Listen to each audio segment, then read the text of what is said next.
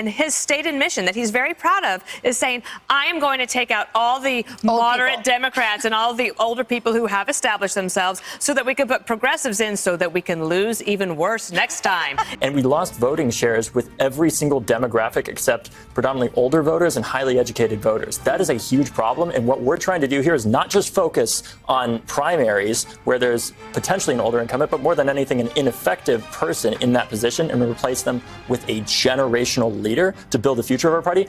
But when you're talking about using the power of the DNC, whatever power it has, it's not very much, but you're using that, and we're paying, Democratic donors are paying David Hogg's salary, they're paying David Hogg's staff, and he wants to run against other Democrats. Well, that's America, run against who the fuck you want to, but don't resign your position. Have guts, man. I don't think these people get it. I don't think they ever will get it. And I've said this before, and I'll say it now. I think we ought to think about just having a schism.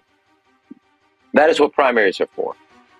So there's a kind of a double-edged sword here. Is that really the role of the vice chairman of the DNC to encourage that versus have people file, have people run for offices if they want to challenge people, etc.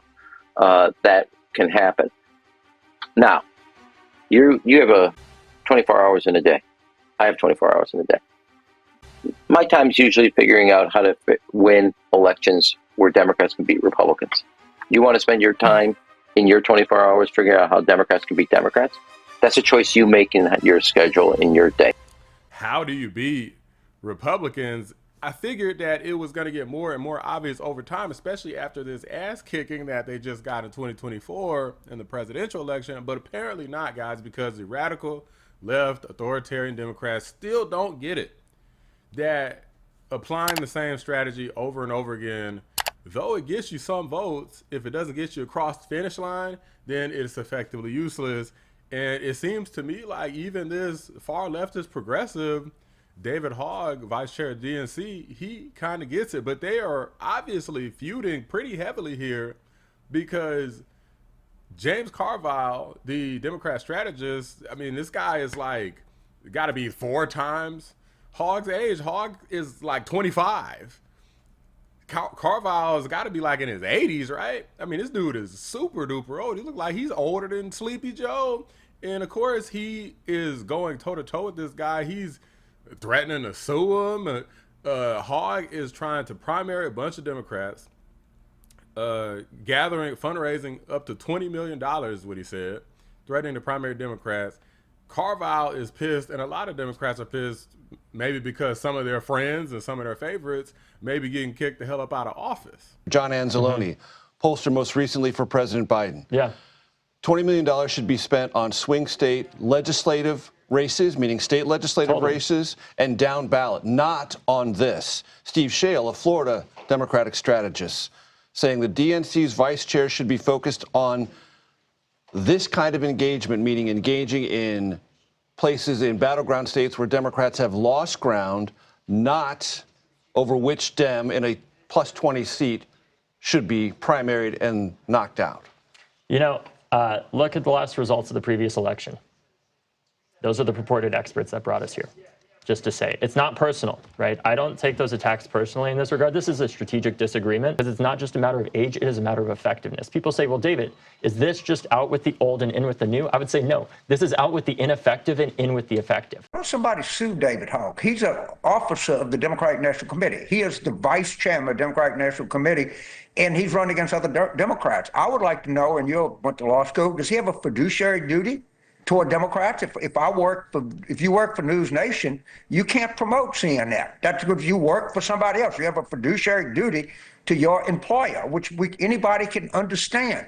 He's being paid to run against other Democrats. I think it's an outrage. I don't know if I have standing, but I might give the DNC $10 and sue him. He's a contemptible little twerp, if you ask me. Sue his ass, Jim. I'll have you on the show to talk about it. I might. I don't know if I have standing, but somebody can standing. Sue his punk ass. Start it right on this show. Now, I want to talk about the obvious strategy here. Of course, the way to win is by having people who are going to actually pass an agenda and support the people in the way that they said they want to be supported. A lot of these globalist type Democrats, they're not really trying to support any real American agenda. They're just trying to support these crazy progressive type values. And to be honest with you, Hogg obviously is trying to do that too. But I actually think he would probably try to do what he said he was going to do instead of pretend to support it and then not actually stand behind it, which is what the majority of the Democrats who we have in power now tend to do. A bunch of fakesters and frauds. But how did we get to the point of you're talking about suing a guy? I mean, they're calling him like a little twerp. These people can't get along to save their damn life. It is hilarious that they love to call Donald Trump the bully. But look at this, like they're trying to bully this young man. Not that I give a crap about Hogg, but they shouldn't be treating him like this. This is basically one of your own. They're trying to pretend as though, oh, they're so different. There's this guy's so progressive and we need to kick all these people with pronouns in their bio and whatnot out of the party. But Carville is just as radical. These people are both far leftist progressive lunatics, if you ask me, because they both supported this fool, Chris Van Hollen, going to El Salvador and rescuing this illegal alien. What we need to be doing is looking to elect people specifically like Senator Van Hollen, who are meeting this moment and not just saying, well, we don't have power, we can't do anything, but putting action behind his words, going to El Salvador to meet with the man that was abducted by Donald Trump and his administration as an admission of their own accident, like they talked about. We need people that are there to fight and meet this moment and show that Democrats aren't just saying a bunch of talking points or just waiting for midterms to take action against Donald Trump. People say, well, should we really fight on this turf, or should we fight more on ordinary people? And this we should fight on. You can't pivot to an economic issue. Wait a minute. This is why we think we're a country. And if they do this to him, it's an old saying. First they came for whatever, and then whatever, and then they came for me. You know what? You know why you remember that saying? Because there's wisdom in it. We got to keep fighting this. I think this is worthy of being on the top agenda of things that we're going to fight over, is get this guy back home. They're both supporting the same thing. If this isn't radical left progressivism, then I don't know what is. It's not just men and women sports, guys. It's not just pronouns in the bio. As much as they love to say that we are just a bunch of haters, it's much more than not liking men and women sports. It's open borders. It is flying to save illegals and ignoring a woman killed by illegals. That's what we don't like. That's what we're against. It's trying to eradicate religion and traditionalism and family values in favor of nihilism and claiming science as your tradition fraudulently to support whatever radical left progressive agenda you have. Just claim it's science and everything's going to be okay. Nobody can question you in having stupid trans and pride flags all over the government properties and the White House and everywhere. Black Lives Matter murals everywhere. But if somebody has an American flag, it's considered problematic. You can't read the Bible in school, stuff like that. We're tired of this type of stuff.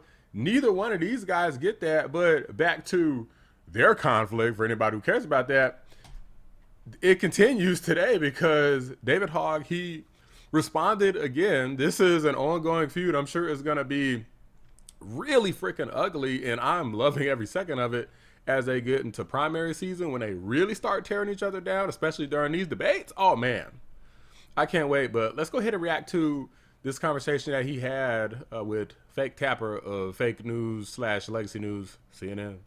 What you did this week, raising a lot of eyebrows here in Washington, D.C. Just a few.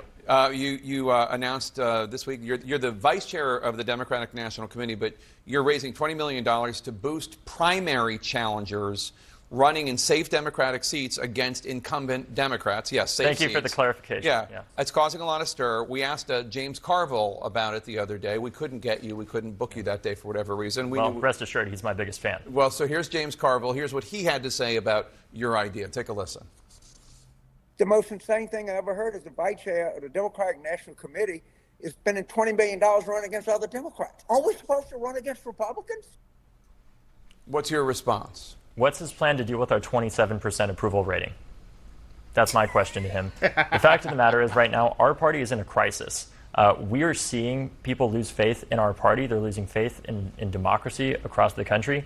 And we need to make sure that we're getting people to vote for Democrats, not simply because we're not Donald Trump, but because we have a better message, a better option for them. Not simply the less bad of two options, as I think Carville tries to promote when he says, well, we just shouldn't say anything. Carville believes in a politics of being timid, of hiding.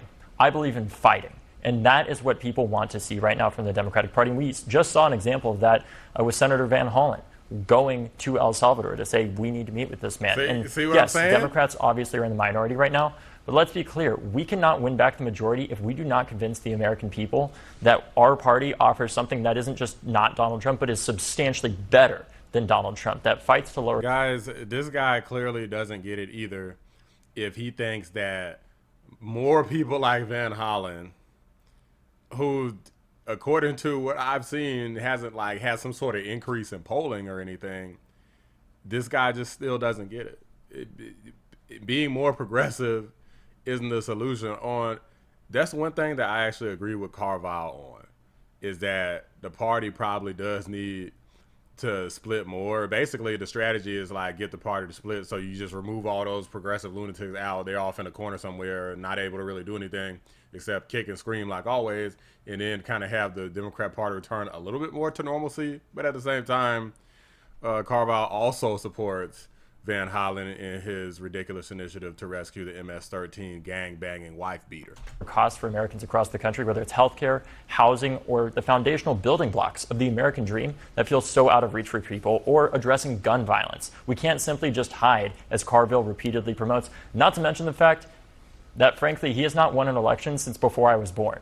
I think it's time for some new voices in our party. When were you born? 2000. Well, I guess that. So anyway, I can hear James Carville's head exploding all the way from New Orleans when you called him timid. And James, you're welcome back on the show next week. And you Happy to talk more. And you can respond. These people are childish, guys. I mean, this is stupid. I do think there's a lot of different competing things going on here. On one hand, I agree with Hogg that obviously the Democrat Party is lost. The establishment has failed. They waste tons of money and they still lose, indicating that they're not great decision makers. They're not fiscally responsible, and they really don't know what the hell they're doing at the end of the day.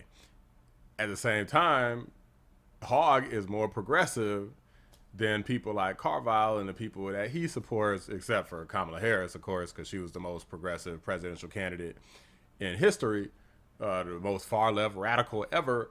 And even though Carville still supported Kamala Harris, at the end of the day, he kind of doesn't support her that much. He just kind of pretended, I guess. He's a faker and a fraud.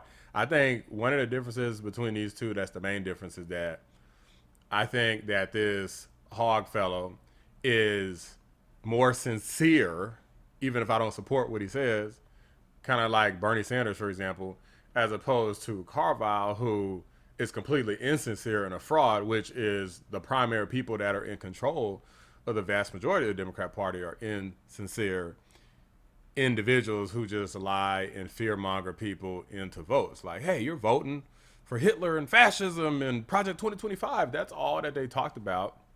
And as it relates to voting, that's all anyone does talk about. So they kind of were successful in a sense in terms of moving public opinion, but they weren't successful enough in modern times to win the presidential election. So in terms of the direction it's going to go, I mean, obviously it's not going to go Hogg's way anytime soon, because I still think clearly we've seen that it takes more than money to shift things in this country. But I mean, hey, money certainly can't hurt. But these are just my thoughts, guys. Let me know what you guys think. Drop a like on the video. Subscribe to the channel if you're new. I appreciate you watching a Black Anomaly Rising channel.